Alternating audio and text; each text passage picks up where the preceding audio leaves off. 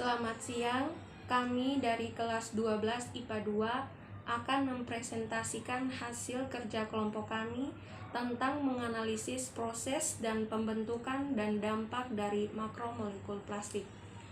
Sebelumnya kami akan memperkenalkan nama kami masing-masing. Perkenalkan, nama saya Anskariana Erotea. Perkenalkan, nama saya Ermelinda Elvi Pande.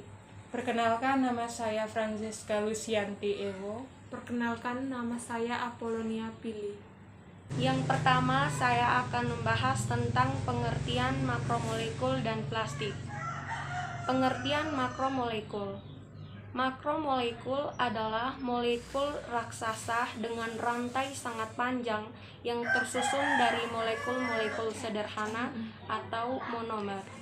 Senyawa yang termasuk makromolekul adalah polimer dan biomolekul atau karbohidrat protein lemak.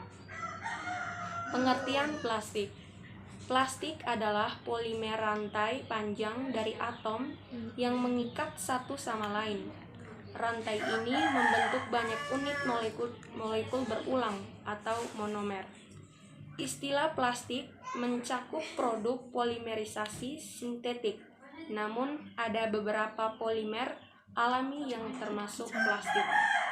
Berikutnya saya akan membahas jenis-jenis plastik dan contohnya.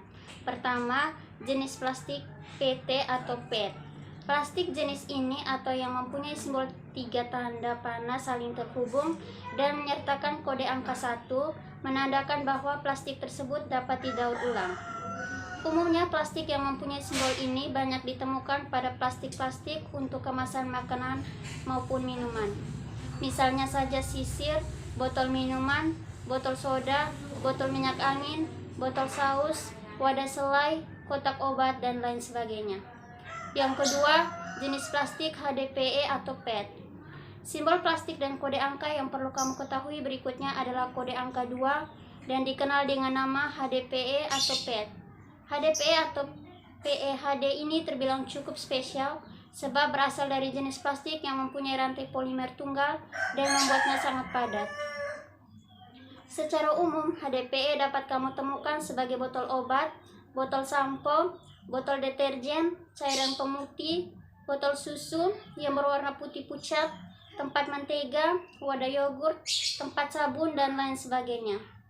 Jenis plastik satu ini selain bisa didaur ulang, lalu digunakan lagi hingga berkali-kali. Yang ketiga, jenis plastik PVC atau PU. Jenis plastik yang mempunyai simbol kode angka 3 dan dikenal dengan PVC atau PU.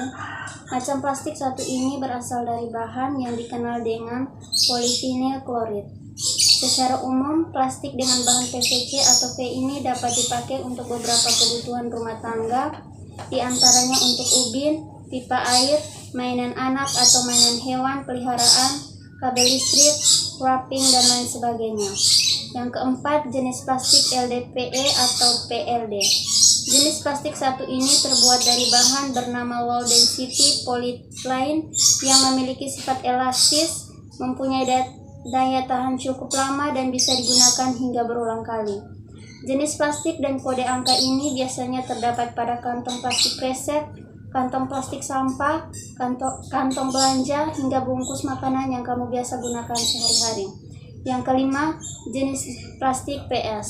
Plastik satu ini sering sekali digunakan sebagai tempat atau wadah minuman dan tempat makanan berbentuk styrofoam, tempat telur, sendok atau garpu plastik, uang packaging, sampai ke bahan bangunan.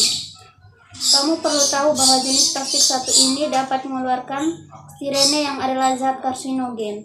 Zat tersebut bisa menjadi salah satu penyebab kanker. Apalagi jika menggunakan tempat tersebut sebagai alas makanan atau minuman dengan suhu panas. Sangat berbahaya, namun masih banyak yang tidak menyadarinya. Berikutnya saya akan membahas tentang proses pembuatan plastik. Sebagian besar plastik diproduksi menggunakan langkah berikut. 1. Ekstraksi dari bahan mentah. Proses diawali dengan pengambilan bahan mentah untuk pembuatan plastik yang sebagian besar adalah minyak mentah dan gas alam. 2. Proses pemurnian. Proses pemurnian dilakukan untuk mentransformasi minyak mentah menjadi produk proteolum guna menghasilkan zat kimia yang akan berguna untuk proses selanjutnya, termaksud monomer, molekul yang merupakan bahan dasar dari polimer. Pada proses ini, minyak mentah dipanaskan di dalam tungku yang kemudian dikirim menuju unit distalisasi, di mana minyak mentah berat dipisahkan dengan senyawa yang krusial untuk pembuatan plastik. Yang ketiga, polimerisasi.